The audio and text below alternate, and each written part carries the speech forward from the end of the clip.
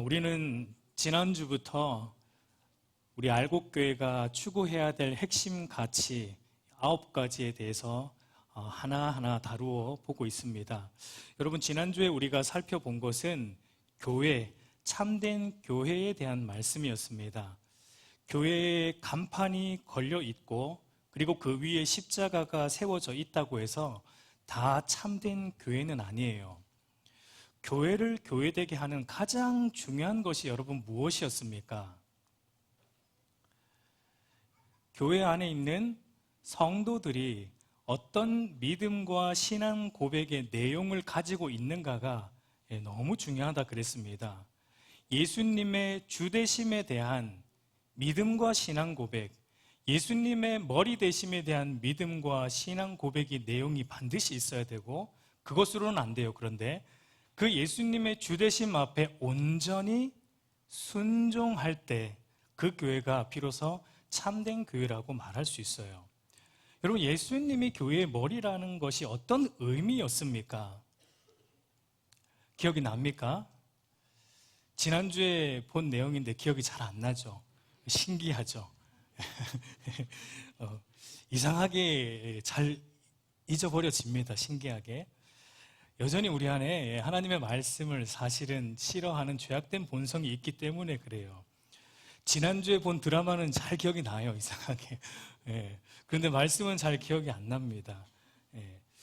이 불륜 스토리와 복수와 같은 약간 막장 드라마 이런 거는 우리가 너무 잘 기억합니다. 왜냐하면 우리 본성이 사실은 그걸 좋아하거든요. 근데 하나님의 말씀은 잘 기억이 안 나요.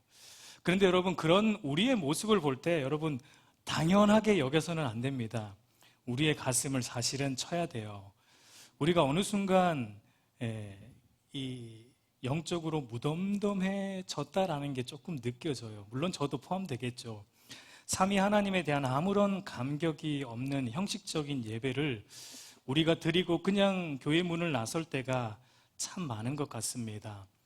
수요 예배 때 룻기서를 통해서 말씀드렸지만 여러분, 우리의 신앙생활에 있어서 가장 비참한 것은 이 하나님에 대한 영적 감각과 구원의 감격이 어느 순간 우리 안에서 사라져 버리는 것입니다. 영적으로 흉년을 만난 상태, 이 영적 텅 빔의 상태, 복음과 구원에 대한 아무런 감격과 기쁨 없이 그저 안 나오기는 그렇고 해서 나와 예배의 자리에 앉아 있다가 돌아가는 것이 어쩌면 성도로서 가장 비참한 것이다라고 생각이 되어져요. 여러분, 시편 51편을 보면은 다윗이 밧세바를 강간하고 우리아를 살인하고 난 이후에 죄를 깨닫고 드린 기도의 시이죠. 시편 51편 12절을 보면 다윗이 이런 말을 합니다. 우리 한번 읽어볼까요? 시작. 주의 구원의 즐거움을 내게 회복시켜 주시고 자원하는 심령을 주사 나를 붙드소서. 그러니까 다윗이 뭐라고 기도하냐면 자기의 죄, 끔찍한 죄를 용서해달라고 사실은 기도 안 해요. 물론 앞부분을 보면은 죄 고백은 있습니다. 다윗에게 가장 중요한 것은 뭐냐면 죄로 인해서 하나님께 벌 받는 것이 아니었어요. 벌 받는 건 내가 이 죄를 지었으니까 하나님은 나를 벌하시니까 빨리 회개해야지. 다윗은 이런 모습이 없었어요. 다윗에게 가장 중요한 것은 죄로 인해 하나님과의 깨어진 관계, 자신 안에 사라진 하나님에 대한 경건한 두려움, 죄로 인해 자신 안에 상실된 하나님을 갈망하는 마음, 죄로 인해 자신 안에 무뎌진 구원의 감격이 지금 다윗 자신 안에 없다라는 것이 그 어떤 것보다 다윗에게는 비참한 것이었습니다. 우리가 잘 알지만 하나님께서 나단 선지자를 다윗에게 보내세요. 죄를 지적하시고 책망하세요. 여러분, 그런데 나단 선지자가 다윗에게 찾아갔던 시기를 보면 너무 재밌는 것이 다윗이 밧세바를 강간하고 우리아를 살인하고 난 이후에 어느 정도의 시간이 흐른 다음에 나단 선지자가 다윗을 찾아갔습니까? 1년이라는 시간이 흐른 다음이에요. 하나님이 1년 동안 사실은 참아주셨습니다. 다윗이 회개하길 바라셨는데 다윗이 회개를 안 하니까 하나님이 참다 못해 1년이 지난 후에 나단 선지자를 보내서 죄를 책망하고 지적하고, 그리고 다윗의 죄에 대한 엄청난 저주와 형벌을 내리십니다. 다윗의 가문에 엄청난 저주를 내리세요. 그리고 다윗과 밧세바 사이에 태어난 자녀가 죽게 되는 벌도 실질적으로 다윗이 받게 돼요. 그런데 다윗이 나단 선지자로부터 죄를 책망받고 났을 때 그에게 가장 마음 아파했던 것이 뭐냐면 하나님이 내리시는 저주와 그 벌이 아니었습니다.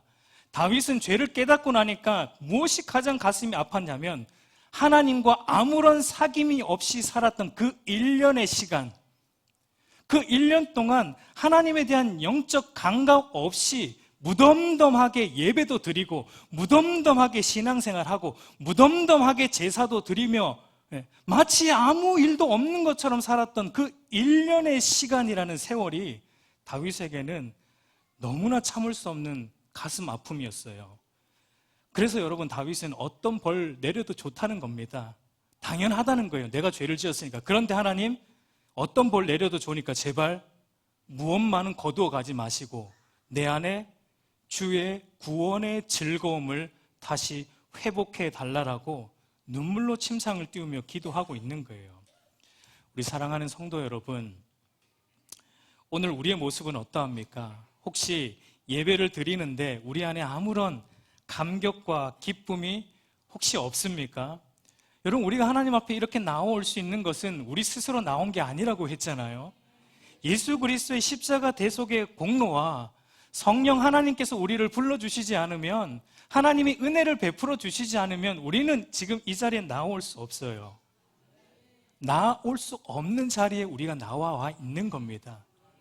그러면 우리 안에 감격과 기쁨이 있는 것은 마땅하죠. 그런데 그 감격이 사라지고 예배에 대한 기쁨이 사라지고 구원에 대한 감격이 사라진 채 앉아있다가 돌아간다면 여러분, 가슴을 쳐야 됩니다. 다윗처럼 우리도 기도해야 돼요.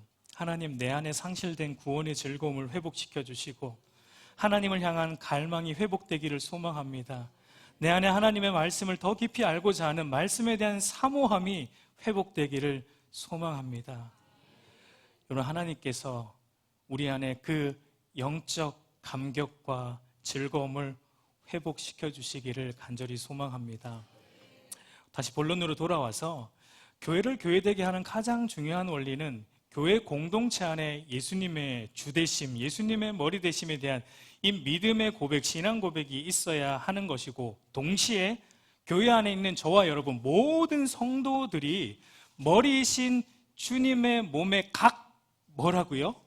지체로서 함께, 중요한 건 함께예요.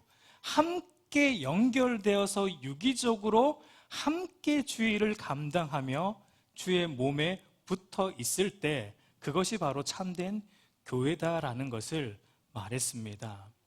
그래서 여러분, 모든 성도들이 머리신 주님을 중심으로 우리가 한 몸이 되어서 교회의 모든 일들을 어떻게 해요? 내 생각과 내 논리로 감당하는 것이 아니라 머리신 주님의 말씀에 근거해서 머리신 주님의 말씀을 우리의 최종 권위로 두고 예배와 기도와 교회의 모든 사역들을 해나갈 때 바로 참된 교회다라고 말할 수 있습니다. 여러분, 그래서 참된 교회의 특징이 있어요. 이 교회가 참된 교회인가 아니면 바르지 못한 교회인가 알 수 있는 특징이 있는데, 참된 교회를 가보면은 참된 교회에서는 어떤 소리가 들리냐면, 어떤 소리가 안 들리냐면 사람의 소리가 안 들려요. 예수님의 말씀만이 들리는 거예요.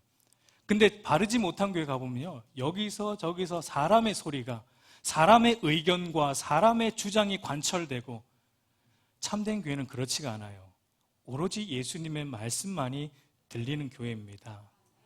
우리 사랑하는 성도 여러분, 저와 여러분은 세상의 가치관과 문화 속에서 구별하여 불러낸 존재, 교회입니다.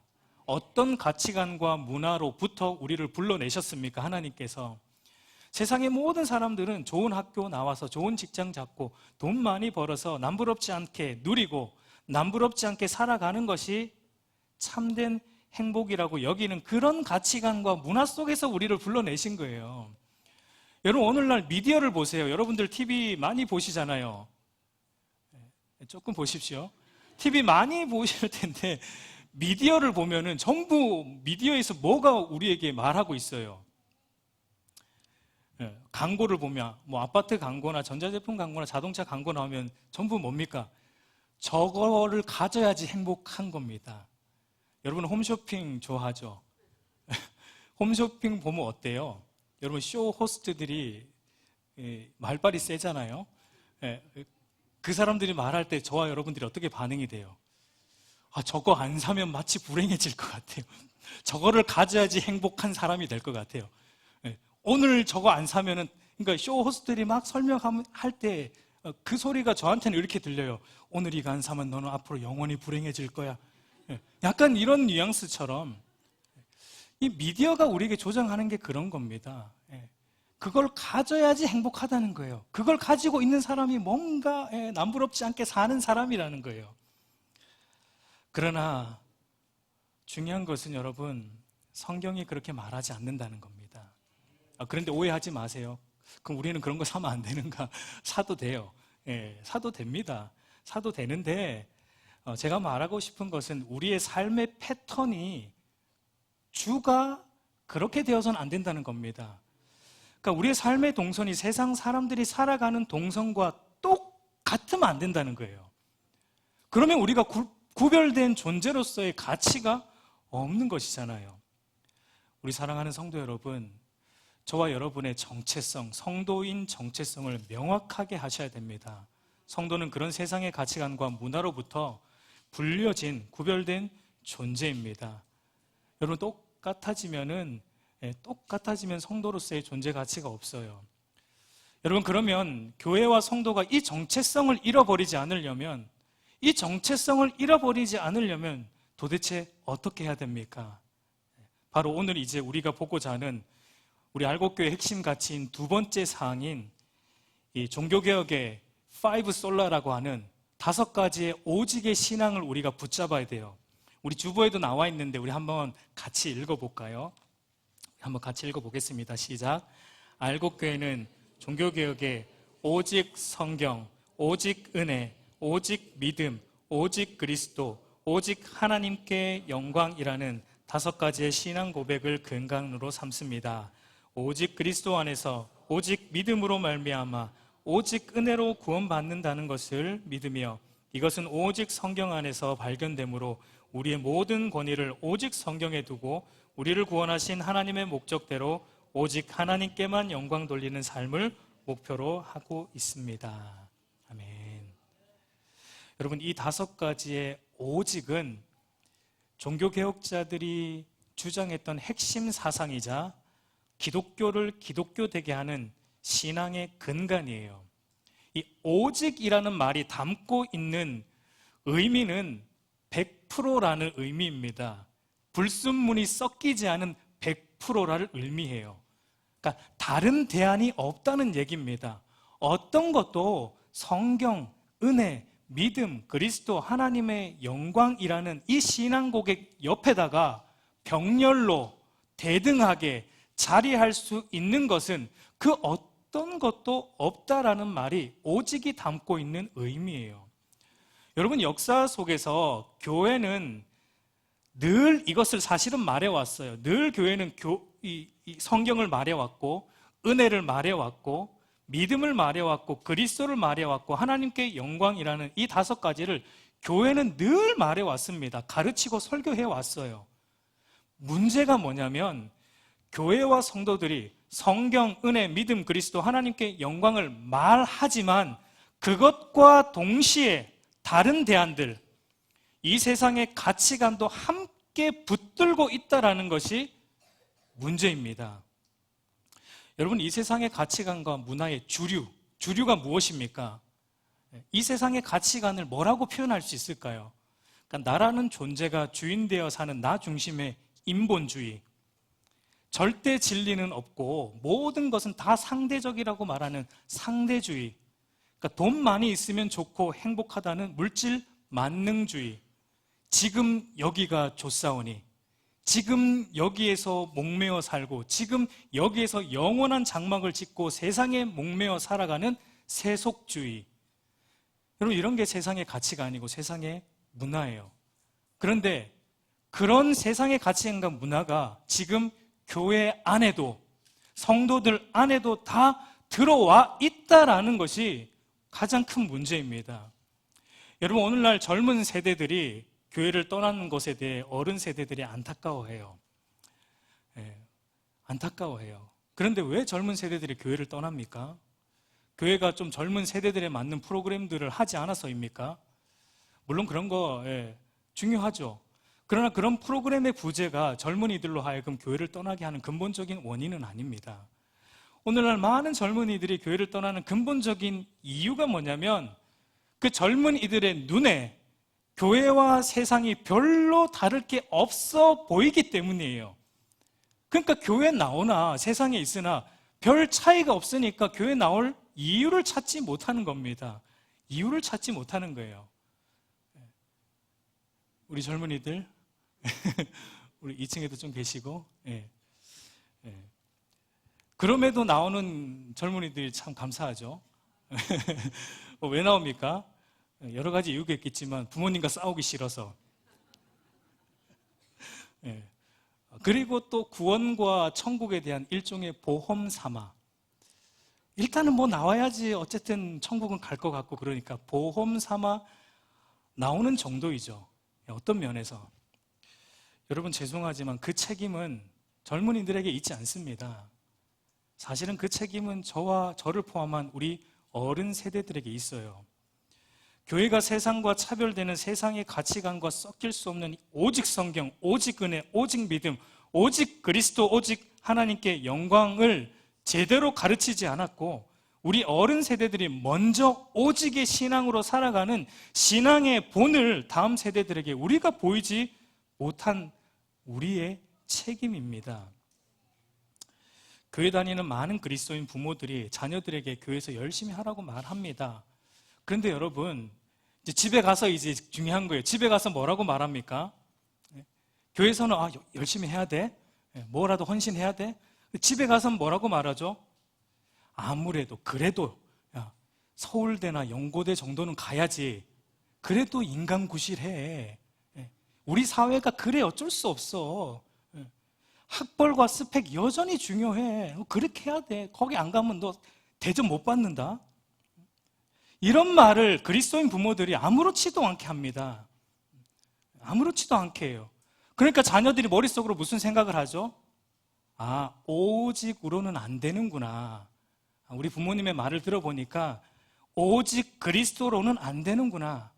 거기에다가 플러스 학벌이 있어야 되는구나. 믿음 당연히 중요한데 믿음만으로는 안 되는구나. 돈도 많이 벌어야 되는구나. 그래야지 세상에서 인간구실할 수 있구나. 오직 은혜 너무 중요한데 오직 은혜로 사는 게 아니구나. 뭔가 갖출 걸 갖춰야지 살만하구나 라는 인식을 우리 자녀들이 은연중에 우리 부모로부터 그것을 배우게 되는 거예요. 가지게 되는 겁니다. 여러분, 저는 너무 늦지 않았다고 생각해요. 지금이라도 바로 잡아야 한다고 생각합니다. 무엇으로 바로 잡을 수 있습니까? 이 5가지의 오직의 신앙으로 저와 여러분이 돌아가야 됩니다. 오직 성경, 오직 은혜, 오직 믿음, 오직 그리스도, 오직 하나님께 영광이라는 5가지의 신앙 고백이 있어야지만 그 교회가 참된 교회예요. 그리고 그런 걸 잡고 사는 사람이 참된 성도예요. 그래야지 우리 신앙이 바로 설 수 있습니다. 그래서 제가 교회 외벽에다가 뭘 붙일까 이렇게 문구를 고민하다가 뭐가 좋을까 하다가, 물론 지금 디자인은 제 마음에 쏙 들진 않지만 어쨌든 고민 끝에 이거를 해야겠다라는 마음을 먹었었어요. 이 5가지의 오직을 붙여야겠다. 여러분, 이 5가지의 오직을 이 1시간에 다 다루기에는 무리가 있기 때문에 제가 첫 번째 거 오직 성경에 좀 포커스를 두겠습니다. 그리고 나머지 4가지는 오직 성경으로 그 4가지를 다루어 보면서 오늘 이 5가지의 오직이 우리에게 어떤 의미를 주는지를 살펴보고자 합니다. 여러분, 오직 성경이라는 말은 성경의 권위에 대한 의미입니다. 그러니까 교회의 전통이라든지 개인의 주장이라든지 개인의 주관적인 감정 등이 그 어떤 것도 성경보다 더 권위를 가질 수 없다는 말이에요. 한마디로 성경이 우리의 궁극적인 권위가 된다는 얘기입니다. 아무리 목사의 말이라 할지라도 성경에서 벗어나면 그거는 하나님의 말씀이 아니라는 거예요. 목사가 중요한 게 아니고 성경이 중요한 겁니다. 아무리 우리가 영적으로 신령한 체험과 경험을 했다 할지라도 성경에 부합하지 않으면 우리의 체험과 경험도 신뢰할 수 있다 없다? 없다입니다.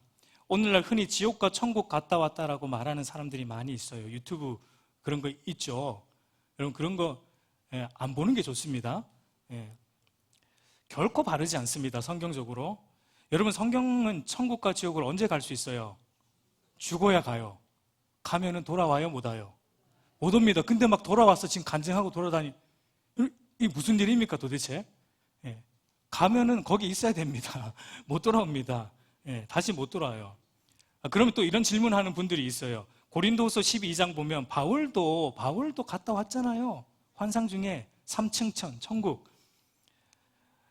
여러분 이걸 우리가 바로 알아야 되는데 바울은 특별한 케이스입니다. 왜 특별하냐? 바울은 성경을 기록해야 하는 사도였어요.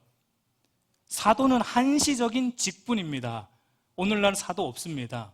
그러니까 하나님이 왜 바울을 그렇게 환상을 보여주시냐면 성경에 정확하게 하나님 나라와 예수 그리스도에 대해서 기록해야 될 사람이기 때문에 하나님이 때로는 직접 말씀해 주시기도 하고 때로는 환상으로 보여주시기도 하고 때로는 이상으로 때로는 천사를 보내서 말씀해 주시기도, 그러니까 성경이 이렇게 완성되기 이전 시대에는 그런 게 필요했단 말이에요.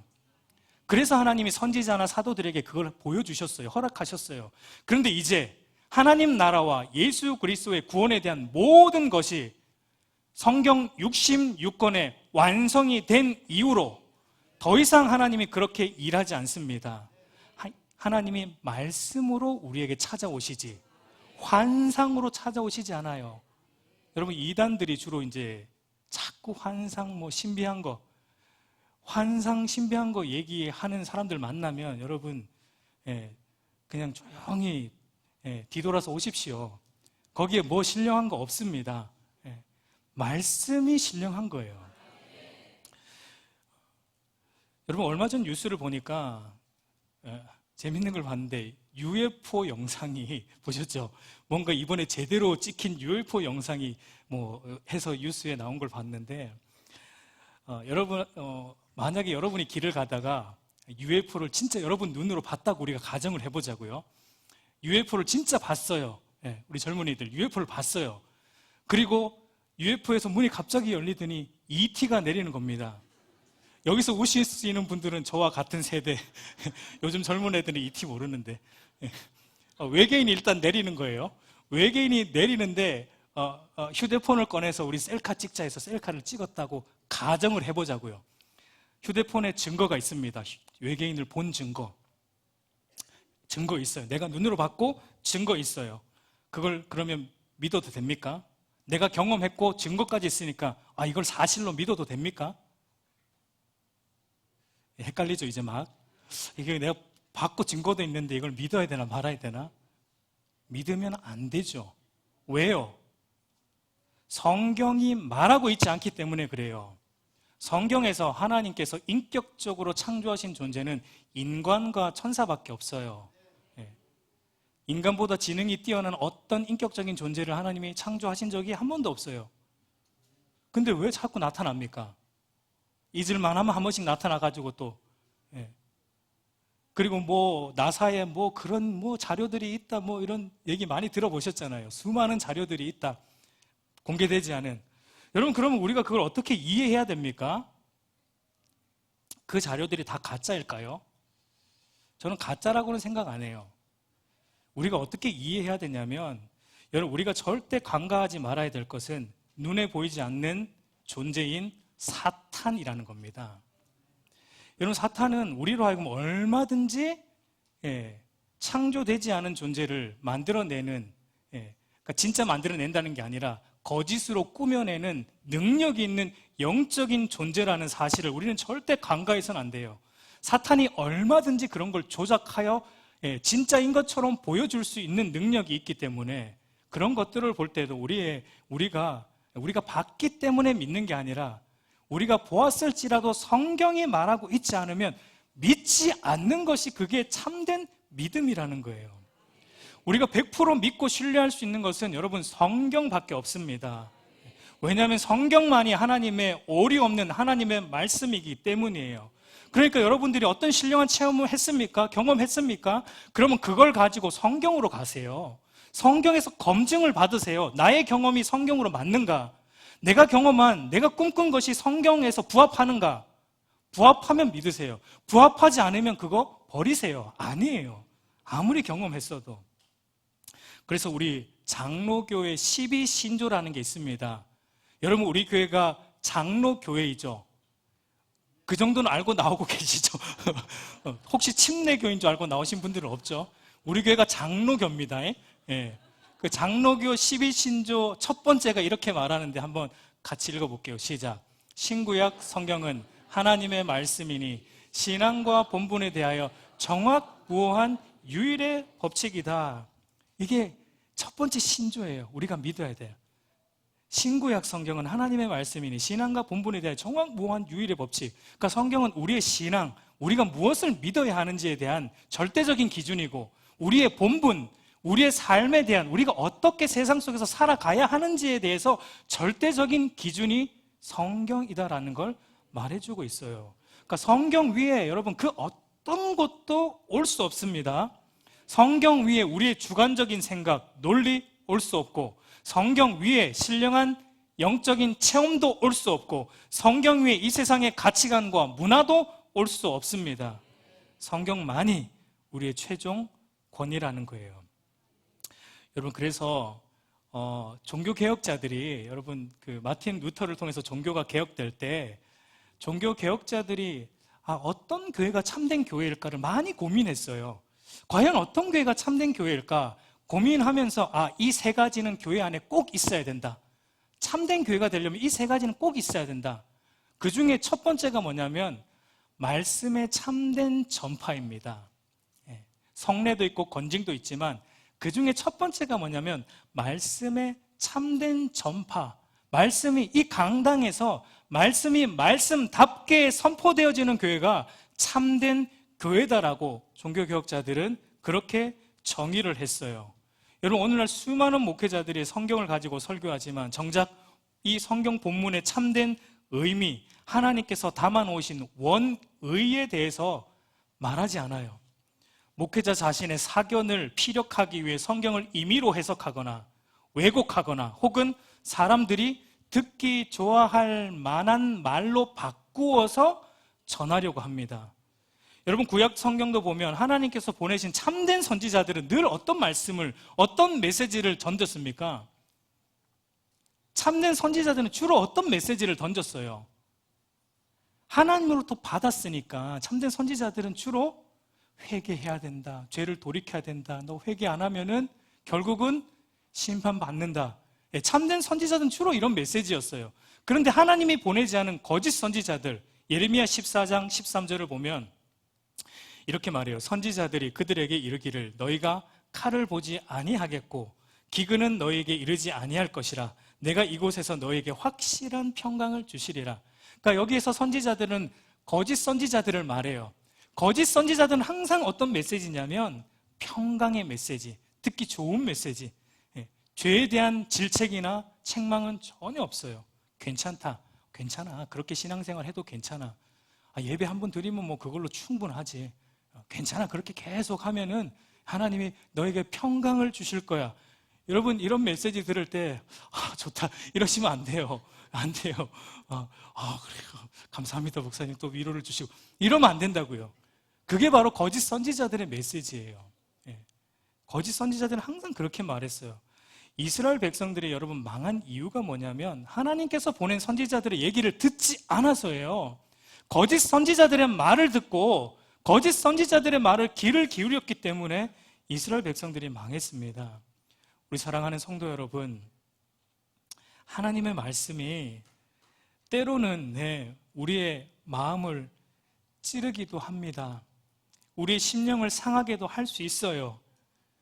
그러나 그것이 하나님의 참된 말씀이라면 여러분, 듣고 돌이켜 회개하고 하나님께 다시 돌아가야 돼요. 그게 우리 신앙이 회복되고 우리가 영적으로 살아나는 비결입니다. 저는 우리 알곡교회 강단에서 선포되는 모든 말씀들이 오직 성경이 성경답게 설교되어지기를 간절히 소망합니다. 여러분, 그렇게 되기 위해서는 여러분들이 저를 위해 기도 많이 해주셔야 돼요. 우리 목사님 제발 다른 것 좀 신경 쓰지 않고, 목사님 어디 자꾸 싸돌아다니지 말고 모양실에 앉아서 성경 연구 많이 하고 기도하면서 말씀 연구 많이 하게 해주세요. 이런 기도를 저를 위해서 여러분들이 많이 해주셔야 돼요. 우리 목사님 말씀 붙들고 많이 씨름하게 해주세요. 그 기도를 해주십시오. 여러분, 초대교회가 태동하면서 여러 가지 교회가 부흥하면서 행정적인 일들과 구제의 일들이 많아졌어요. 그때 사도들이 어떤 일을 했냐면 사도행전 6장 2절과 4절 우리 한번 같이 읽어보도록 할게요. 시작. 12사도가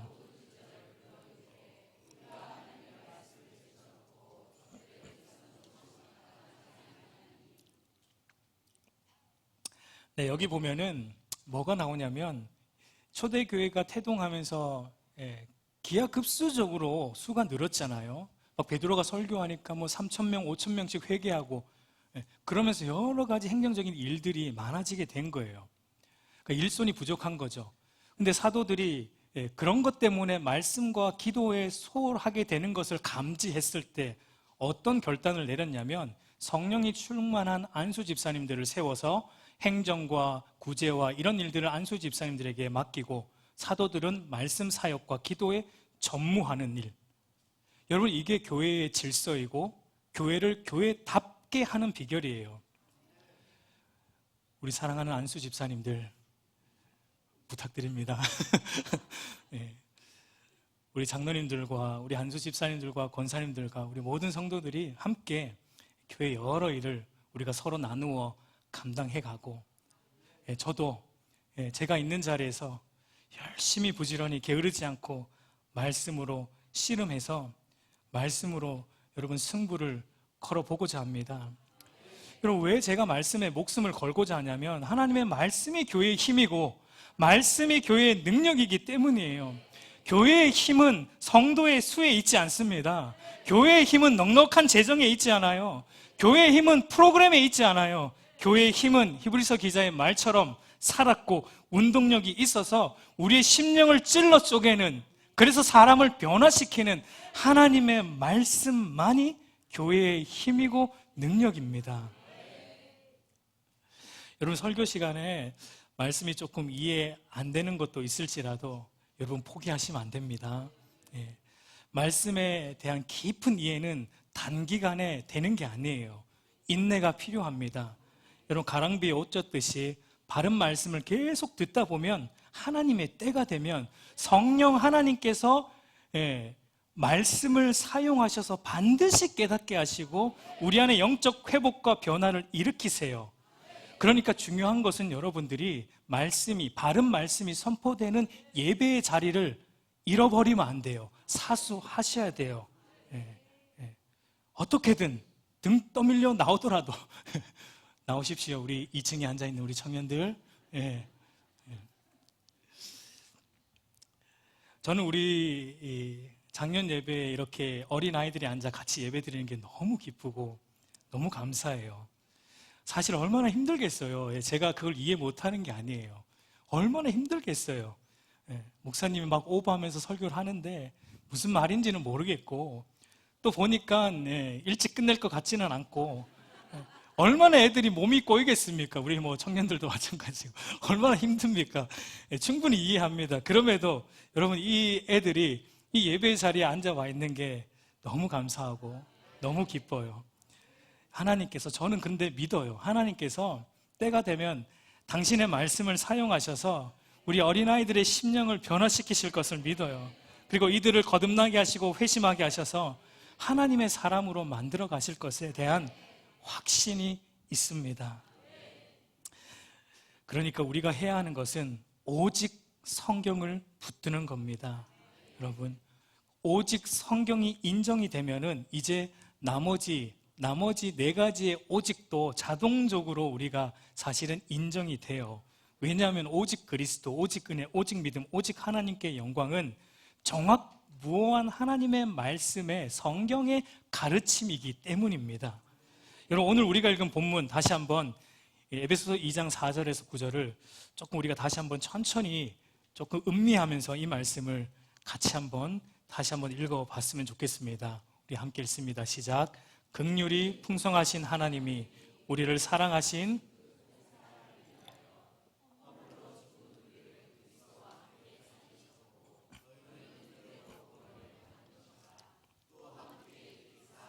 그리스도 예수 안에서 함께 하늘에 앉히시니 이는 그리스도 예수 안에서 우리에게 자비하심으로써 그 은혜의 지극히 풍성함을 오는 여러 세대에 나타내려 하심이라. 너희는 그 은혜에 의하여 믿음으로 말미암아 구원을 받았으니 이것은 너희에게 난 것이 아니요 하나님의 선물이라. 행위에서 난 것이 아니니 이는 누구든지 자랑하지 못하게 함이라. 아멘. 여러분, 바울은 허물로 죽은, 곧 죄로 인해 영적으로 죽은 우리를 하나님께서 오직 은혜로 구원하셨다라고 말해요. 여기 우리의 공로, 우리의 자격, 우리의 노력, 헌신 조금도 들어가지 않습니다. 우리가 헌신하는 이유는 오직 은혜로 구원하여 주셨기 때문에 하는 거지, 우리가 헌신함으로 하나님한테 뭔가 나의 의를 더 쌓고 그런 거 조금도 없어요. 우리의 구원은 오직 은혜로 오는 거예요. 여러분, 만약에 하나님께서 저와 여러분들에게 선택권을 주신다면, 하나님을 믿을래 안 믿을래 선택권을 주신다면, 저와 여러분의 선택은, 믿기 전에 우리의 선택은 언제나 한 가지입니다. 안 믿는 거예요. 안 믿는 거. 왜냐하면 허물로 죽었다, 죄로 죽었다라는 게 우리는 그 선택권에서 죽은 존재예요. 죄로 죽었다라는 건 전적으로 부패하고 영적으로 무능력하다는 겁니다. 그러니까 하나님을 스스로 선택할 수 없는 게 죄로 죽은 거예요. 그래서 여러분, 종교개혁했던 마틴 루터 같은 사람은 죄로 말미암아 타락한 인간의 의지를 자유의지가 아니고 노예의지라고 말했어요. 죄의 노예로 사는 노예의지로 산다라고 했습니다. 그렇기 때문에 우리는 스스로 하나님께 나아갈 수가 없어요. 그래서 하나님이 당신의 은혜로 우리를 찾아오시고 건져주시는 겁니다. 여러분, 이것이 기독교와 다른 종교가 차별되는 점이에요. 다른 이방의 모든 종교들은 여러분 행위 종교입니다. 그러니까 다른 모든 종교는 내가 노력해야 돼요. 내가 정성을 들여야 돼요. 물 떠다 놓고 막 빌어야 돼요. 내가 뭔가를 계속 해야 돼요. 뭐 만배를 하는 뭐 이런 거 있잖아요. 다른 종교는 계속 뭔가 내가 해야 돼요. 나의 노력으로 신을 찾으려는 게 모든 이방 종교의 시스템입니다. 그러나 여러분, 기독교는 반대이죠. 하나님 당신을 찾지 않는 우리에게 하나님께서 찾아오시는 겁니다. 우리가 하나님을 찾은 게 아니고 하나님이 우리를 찾아오시는 거예요. 그래서 모든 종교의 시도, 우리의 노력으로 하나님을 찾으려는 그 시도는 우리 인간이 어떤 존재인지를 모르는 인간의 교만으로부터 나온 모습입니다. 성경은 스스로 하나님을 찾을 인간이 없기에 하나님께서 우리를 찾아오셔서 긍휼의 풍성하신 하나님께서 본질상 진노의 자녀로 살던 우리를 먼저 찾아오시고 믿음을 선물로 주셔서 구원하여 주시고 당신의 자녀 삼아 주셨다. 여러분, 이게 바로 기독교를 한마디로 말하는 은혜 종교예요. 은혜의 기독교입니다. 그래서 바울은 에베소서 2장 9절에서 그러니까 누구든지 자랑 못한다는 거예요. 여러분, 그래서 우리가 교회에서 우리에 대한 뭘 자랑할 게 없는 거예요. 우리가 입만 열면 그리스도만이 자랑되고 우리가 입만 열면 삼위 하나님만이 자랑되는 거예요. 그게 진짜 기독교 신앙입니다. 그리고 또한 바울은 오직 믿음으로 예수 그리스도를 믿는 믿음을 통해 믿음 외에는 다른 길이 없다라고 또 말하고, 그리고 또한 바울은 구원은 오직 예수 그리스도의 사역에 모든 근거를 두고 있다. 예수님의 십자가 대속과 그분의 완전한 의로우심이 우리에게 덧입혀질 때 우리의 구원이 완성된다. 예수 그리스도의 어떤 대안도 없다라고 말하고 있습니다. 그러나 오늘 현대 기독교는 여러분 이 오직의 의미를 잃어버렸습니다. 여러분 많은 성도들의 마음속에 은연중에 이런 생각을 해요. 은연중에 이런 생각을 해요. 예수님 좋습니다. 예수님 좋아요. 믿음으로 구원받는 것 믿습니다. 네, 이 모든 것이 하나님의 은혜 맞아요. 그런데 이 세상을 내가 살아가는 내 삶의 현장에서는 그것이 별로 힘을 발휘하지 못하는 것 같습니다. 그것은 신앙생활의 영역에서나 미치지 세상에서의 내가 살아가는 직장과 내가 처해 있는 학교와 내가 살아가는 그 모든 삶의 현장에서는 그다지 의미가 없는 것 같습니다. 이 세상을 살아가려면 예수도 믿지만 세상의 삶의 방식도 좀 따라야 하고 성경을 하나님의 말씀으로 믿지만 상대주의와 다원주의 세상 속에서 때로는 성경에서 벗어난 것도 믿어야 하는 순간이 있는 것 같은데요. 예, 이런 생각이 우리 마음속에 은연중에 가지고 살아가요. 여러분, 오직이라는 말은 다른 대안이 없다는 의미도 있지만 오직이 담고 있는 또 다른 의미는 모든 곳, 모든 시간에 다 적용된다는 의미도 있어요.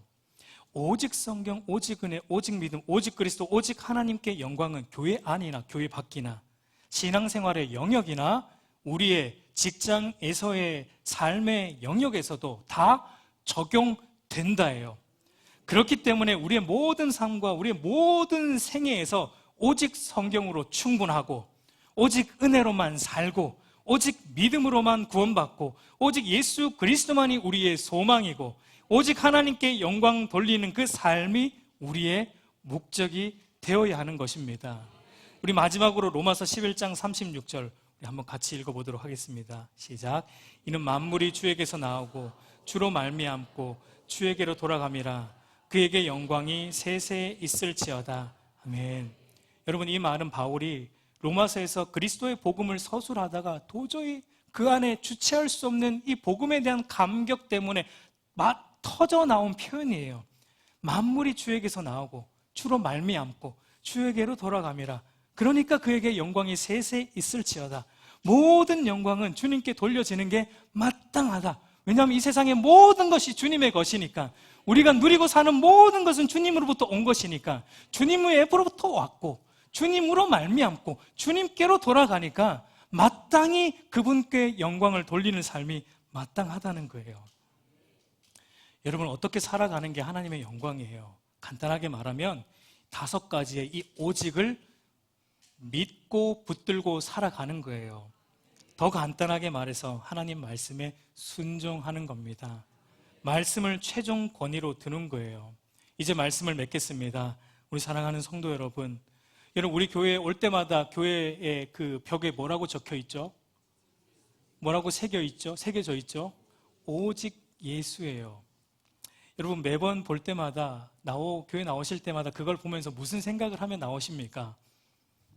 그래, 예수 그리스도 믿는 믿음만 있으면 다른 것들 좀 없어도 된다. 세상의 것들 좀 많이 못 누려도 괜찮다. 오직 예수 그리스도 한 분으로 충분하다. 여러분, 이 생각하면 나오세요? 누가 새겼는지 모르겠지만 제가 볼 때 그 생각하라고 새겨놓은 것 같아요. 그 생각하면서 나오라고 새겨놓은 것 같아요. 우리 알곡교회가 지난주에 42주년을 맞이했었습니다.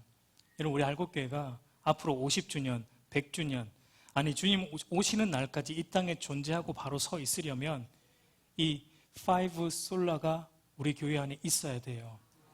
5가지의 오직에 대한 이 신앙 고백이 저와 여러분 안에 있어야 되고, 그 신앙 고백 위에 저와 여러분의 신앙을 든든히 다져 가야 돼요. 오직의 의미를 결코 잃어버리면 안 됩니다. 여러분, 다시 한번 말씀드립니다. 예수 그리스도로 충분합니다. 믿음으로 충분합니다. 하나님의 은혜로 충분하고 하나님만으로 충분합니다. 우리 안에 이 오직의 신앙이